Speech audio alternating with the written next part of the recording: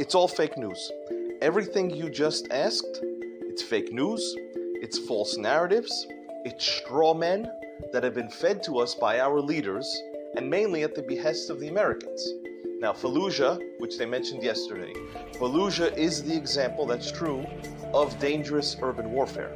And the reason why the Americans had to go into Fallujah has nothing to do with the reasons why we have to go into or don't have to go into Gaza. Why did they go into Fallujah? They went into Fallujah as part of a larger war.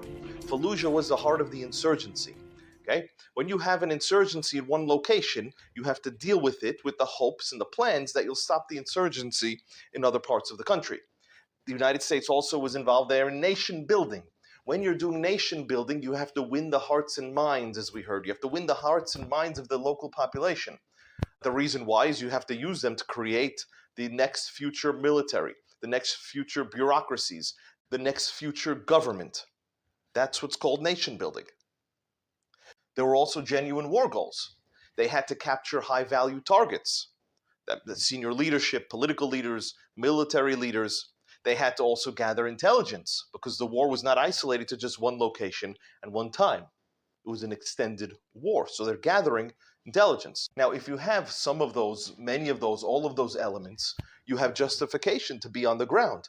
You need to use precision strikes. You need to take risky operations. Again, none of which apply in Gaza. In Gaza, you have Hamas. Hamas come from Gaza. There's no Hamasville off the coast. There's no island where these people came and they invaded. Hamas comes from Gaza. And before there was Hamas, there was another acronym, and there was another alphabet soup, and there was another group, and this dates back to the Balfour Declaration and the Hebron massacres. It's not anything new that we're discussing. It's the same population. And why? There are various reasons for this. They believe that their land was stolen. Before the land was stolen, there was another reason. It was a religious cause. It's in their educational system. They preach to kill Jews. There's plenty of information on this out there that we don't have to get into it. But the point here is to distinguish between this narrative that Fallujah and Gaza are one and the same. So now we're into a Fallujah-style war by choice.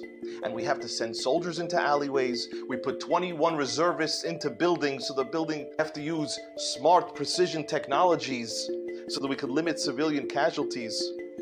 Now, by the way, when the US goes to war, they don't call them civilian casualties. It's called collateral damage. And they don't use smart technology.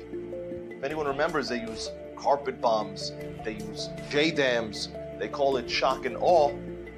Have this reliance on the US smart weapon technology that we don't need in the first place for this battle. It's not relevant. If this is a conventional war, don't tell me that Elbit and IAI and other domestic companies can't produce enough regular munitions for a conventional war.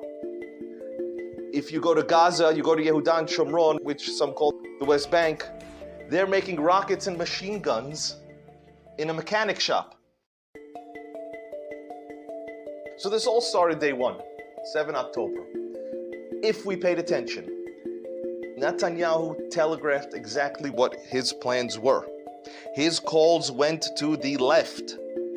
He called Gantz, and he called Lapid, and he brought in Eisenkot and Gallant, and most importantly, he called Biden. The same Biden who wouldn't even call him or meet with him. He ran specifically to Biden. That was day one, if you pay attention. He didn't have to expand his coalition, but if he felt the need to do so, he could have taken those who are ideologically aligned in this sense. Lieberman, Elkin, Saar, there's a slew of them. And what did they do? They then fed us this Hamasville narrative, and then they also throw in this Iran narrative. Of course Iran is our enemy. Of course Iran is funding them. Of course Iran is doing all these terrible things. Don't tell me the story that there was no conflict before 1979, before the Iranian Revolution. That's just the latest supplier. So why do they do this? So for Gantz and Lapid, it's ideological. For those in that camp, they want to be and remain part of the US Commonwealth. they agree nationally, politically, socially, in everything the United States does, and want to create an Israel in that image. We have a talk on that. For Netanyahu, it's his legacy. The crown jewel of his legacy will come from the crown prince of Saudi Arabia. We also have a talk on that.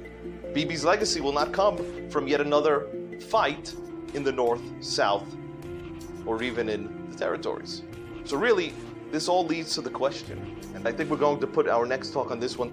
We talk about sovereignty in Yehuda and Shomron, in the West Bank. Do we have sovereignty in Israel? Without having to hear that the U.S. Department of State is deeply disappointed. I don't have a silver lining on this one, but let's play the happy music anyway.